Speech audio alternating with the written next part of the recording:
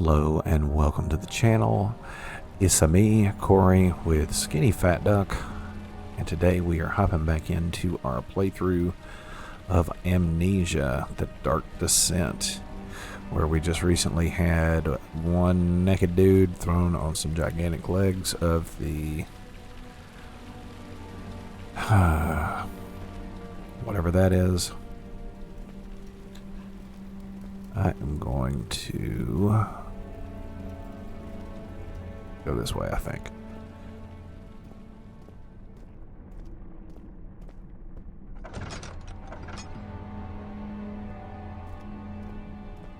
I have to remember how to do things. One of the best parts about this is that I go about a week in between playing. And I mean, you guys have heard me talk. I'm bad at this anyway, let alone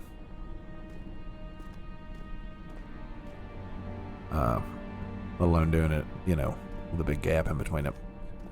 So I want to make sure I haven't missed anything here before I do the elevator. Machine room is locked. Okay.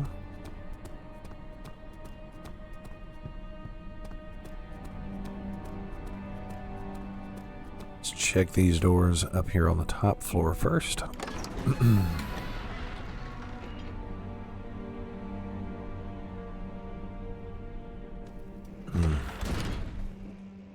Good coffee. Good coffee. You know, I realized I kind of stopped paying attention to the pictures. I feel like there could be some spook in there too.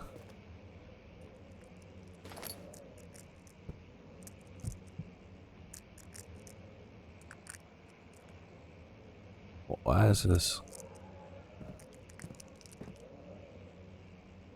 Why is this acting like I'm freaking out? It's not that dark. That's kind of weird.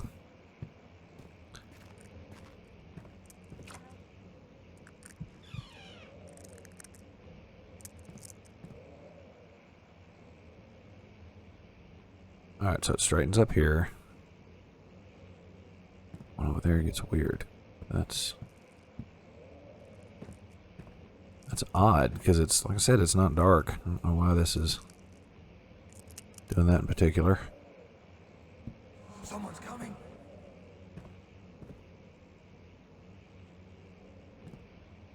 Alright.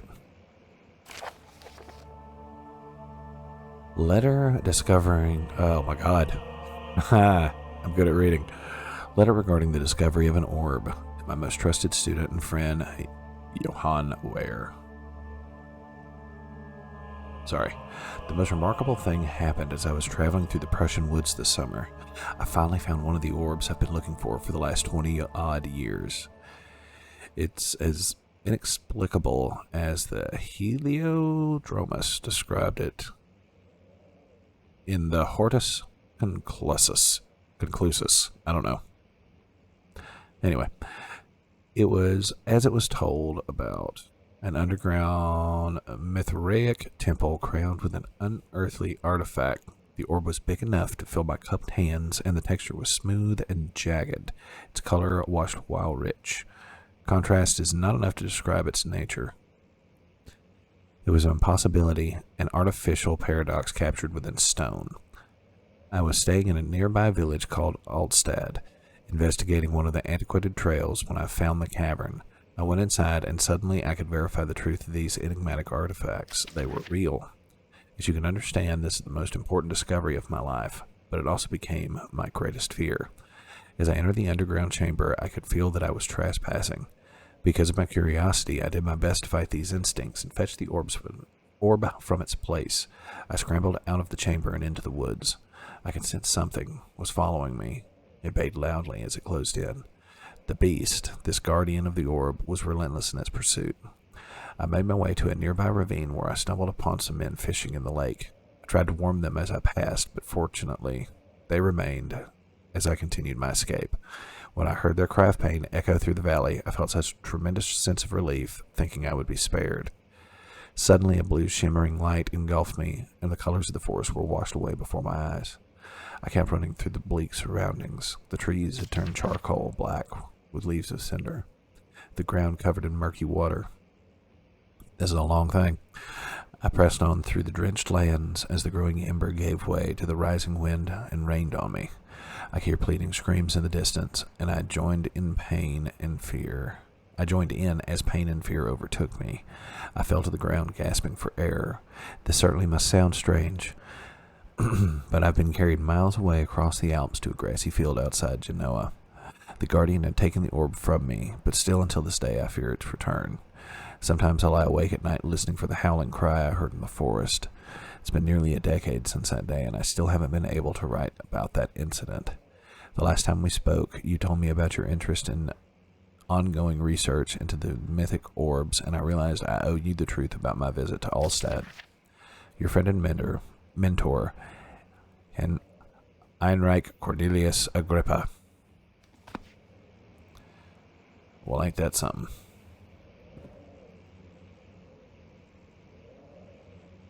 Meh.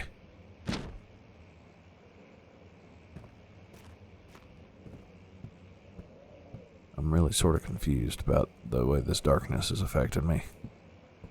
I wonder if I did something different on my settings, or if somebody, one of my kids, messed with my settings, because like I said, this doesn't seem particularly dark anywhere. Alright, well. This is a spooky room. Chambers of the human skull. Understanding locomotion. Involves buttock. Milestones of human anatomy. Understanding balance.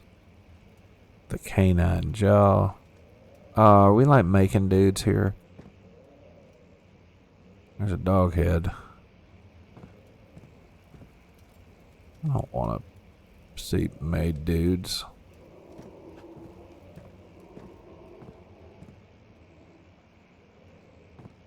Let's see. Just make sure there's nothing in. Okay. Let's see what you have to offer.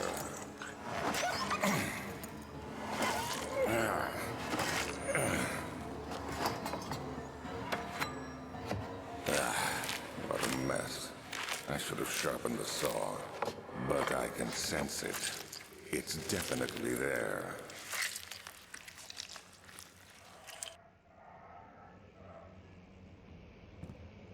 Why can't these people just be normal?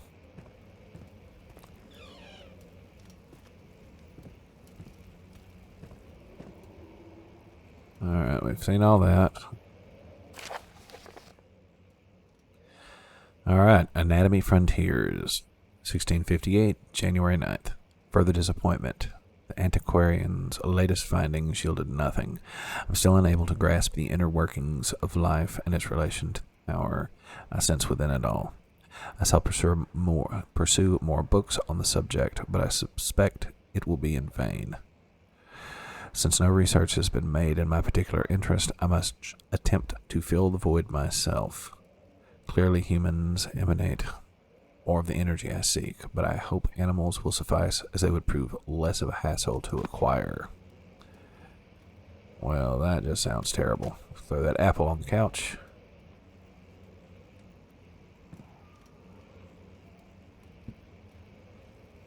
Books and stuff.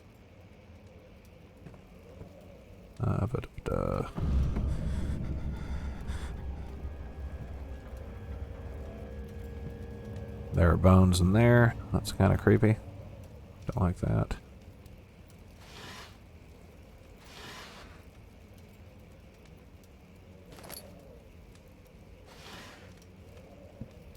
Alright. Wait a minute. Oh, that was Latin.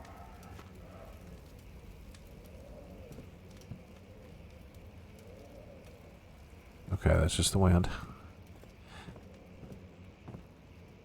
I'm telling you, if you're not... Hey, I don't think that was there before. Animal experiment. Canine lupus familiaris. After a short study, it's clear that the agitation found among humans can be found in the dog. Fear and pain induce stress, which seems to trigger an endogenous response, causing the animal to burst with energy. I believe that the catalyst is produced in the brain. It's difficult to determine exactly. Okay, I'm tired of that. It's difficult to determine exactly where and what it is, but I can sense it. It reeks of cosmic genesis. Okay. There's an inherent problem in harvesting this energy, since the creature is bound to die from the exercise. I must refine this process of torture to enable any real work to be done. More experiments must be performed, but it seems that only human beings are able to produce the amount necessary. It might be their ability to appreciate the severity of the process that ultimately augments their experience of terror. Well, he just sounds like a swell guy. Did anything else materialize that I can look at? No. No, because I feel like... Well, I don't like that.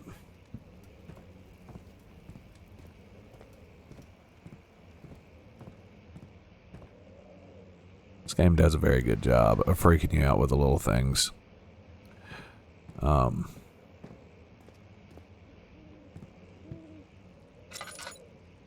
Let's bring this out, I guess. Alright, so this is blocked. We'll go back this way.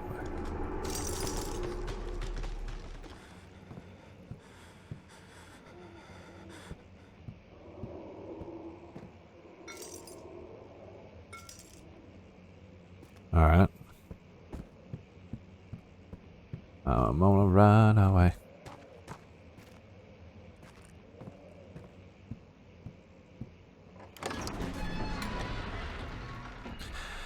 He returned the teacup to the saucer and picked up the orb as one would an apple and pondered on the strange happenings.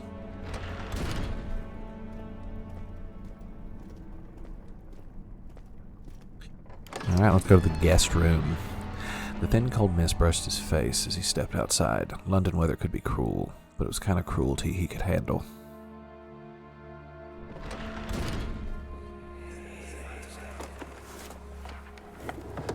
My journal is gone. What would they want with my journal?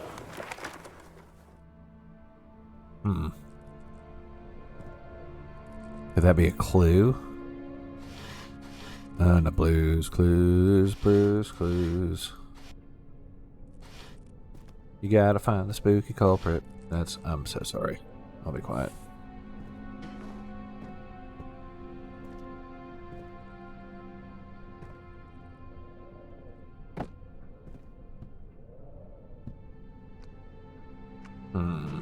There's some Earl.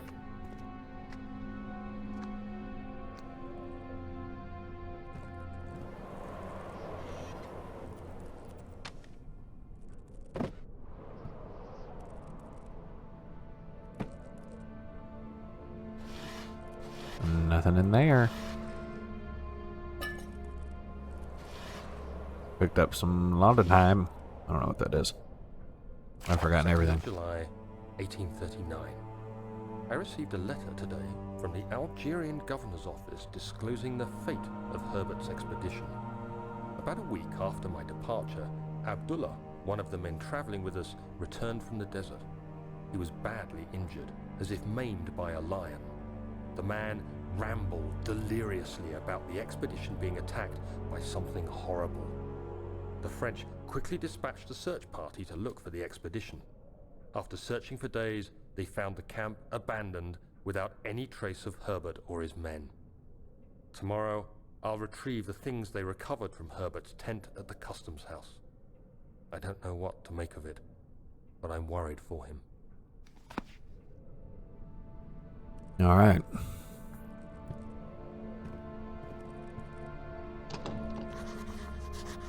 All right. Can't go that way. Can't go over it.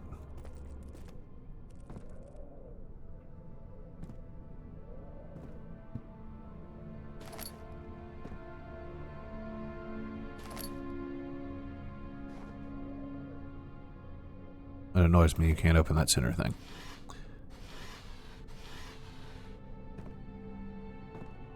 3rd of July, 1839. Today I picked up Herbert's things at the customs house. I dug through the trove of documents he had carried and found a log detailing the expedition. The nature of this text ranged from quick notes to colourful accounts of transpired events. I skimmed the pages, trying to figure out what might have happened. May 17th, the day I was trapped inside the orb chamber, Herbert dryly states, "Recovered Daniel after 1 hour of entrapment." This confused me greatly. I was suffocating within minutes. How could I have lasted an hour? I continued reading the peculiar text. Herbert states his facts without judgment or passion, but suddenly I could read frustration into his text. He pushed his men to investigate the underground tomb, an effort which seems to have strained the minds of his men. Madness spread through the ranks, and Herbert had to take some extreme measures to continue. He finally visits the chamber himself, where he retrieves the orb to the surface. His account confuses me greatly. If he has the orb, what are those pieces in my drawing room?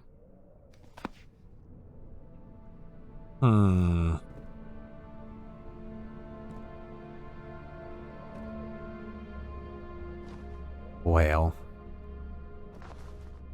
I certainly am confused. Oh. Daniel? What? Still having nightmares, I see. Yes, I can't shake them. They come every night. We'll put a stop to them. You'll see.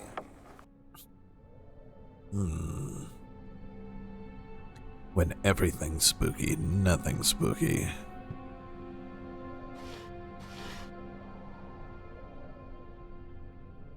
I really want to change my shirt.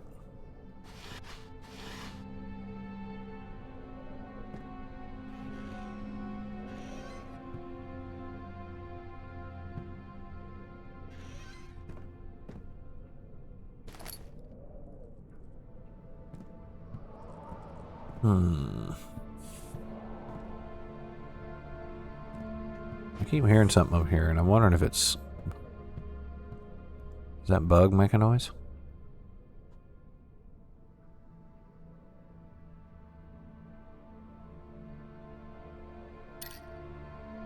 Let's bump that up a bit.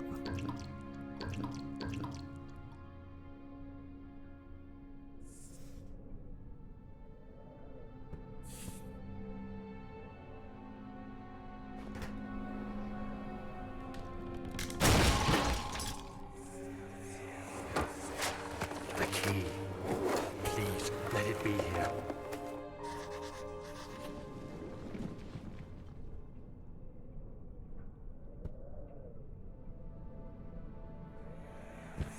Oh, thank God, there it is.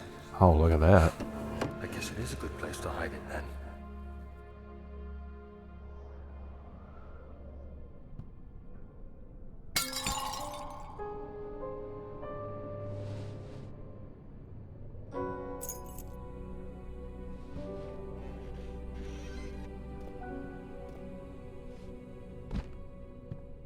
We got the machine room key. 4th of July, 1839. It's done. The orb is assembled. I was awakened by an exhausting nightmare. Shaking and sweating, I retired to the drawing room with a cup of tea. The relic pieces lay spread across the table as I'd left them, but somehow I knew how it was supposed to be. I fetched the tar, which I had prepared to fix the pieces together, and without fault I joined them, producing the orb I remembered so clearly. The tar proved unnecessary. It was pushed out from the joining pieces as they merged on their own, with no adhesive. The ancient stone relic now rests on my table. Its immaculate surface and perfect shape could have been molded by a factory. This is all too strange.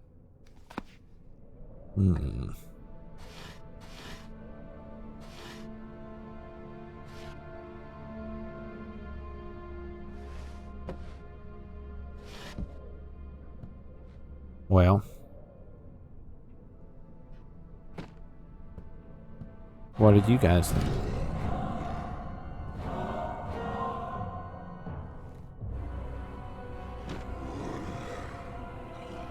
Oh my god.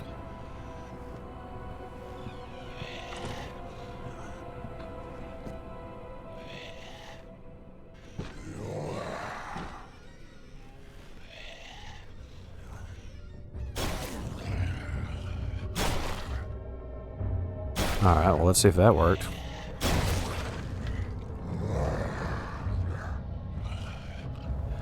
I don't like this.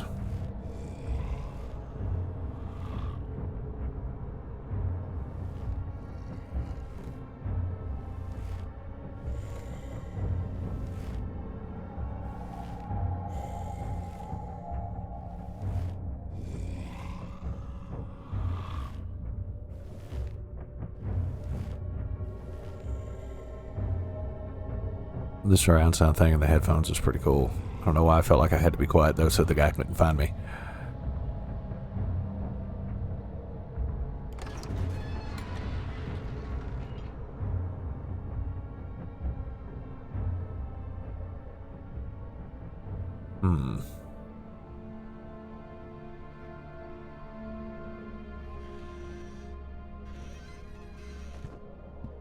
Well.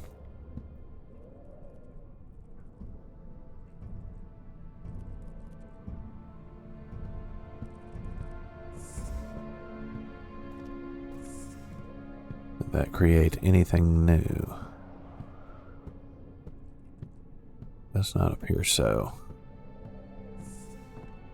So there's only one door this thing could have gone out of, and now we're about to go out it too. That seems... Dang. Professor Taylor was the second death caused by this danged curiosity.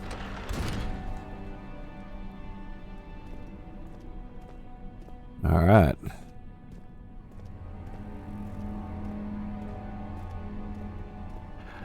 Well, we saw some spooky stuff. We had an adventure. Now we're here. Back at the weird baby. That body's gone. How did we find this place? An old friend back in Algiers gave me a map. Why isn't he with us? Didn't he want to come? He wanted to, Daniel, but things don't always turn out the way we planned.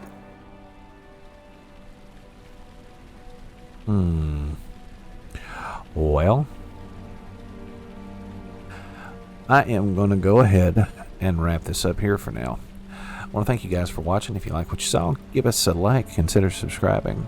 Thanks again for watching. We'll see you next time.